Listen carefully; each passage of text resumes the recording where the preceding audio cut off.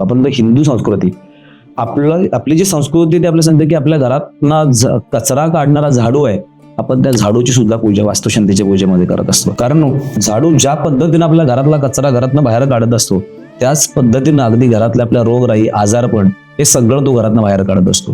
जोडून दुसरी गोष्ट अशा प्रकारची की वास्तुशांतीमध्ये आपण सुपाची पण पूजा करतो. कारण आपल्या संस्कृतीमध्ये सुपाला सुद्धा लक्ष्मीचं स्वरूप मानलेलं आहे. कारण घरामध्ये सुपाची पूजा केली तर घरामध्ये स्थिर लक्ष्मीची प्राप्ती होते, असा सुद्धा आपल्यामध्ये समज आहे. पुन्हा अष्टधान्यांचं सुद्धा याच्यामध्ये पूजन केलं जातं. अन्नपूर्णा माते स्वरूपात आपण अष्टधान्यांचं पूजन करतो. कारण वर्षाचे 365 दिवस आपल्या घरातनं कोणीही उपाशी गेलं नाही पाहिजे, आपल्या घरामध्ये सदैव धान्यांची भरभराटी व्हावी म्हणून या पूजेमध्ये अष्टधान्यांचे पूजन केलं जातं.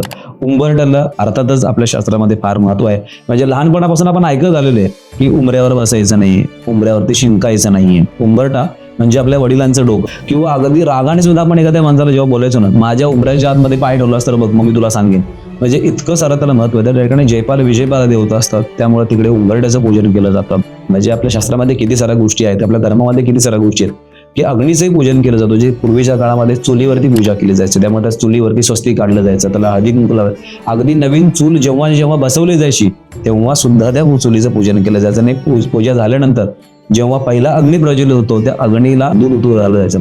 आता दूध उतू जाणं म्हणजे एक शुभ संकेत मानले जायचे आणि त्याच्यासाठी म्हणून पहिल्यांदा ते दूध उतू घालवलं जायचं. त्याचबरोबर घरातली करती स्त्री म्हणजे ती एक लक्ष्मी स्वरूप आहे म्हणून तिच्या हाताचे ठसे सुद्धा दरवाज्यावरती उमटवणं, स्वयंपाकघरामध्ये उमटवणं, तर याही गोष्टी आपल्या या शास्त्रामध्ये आहेत.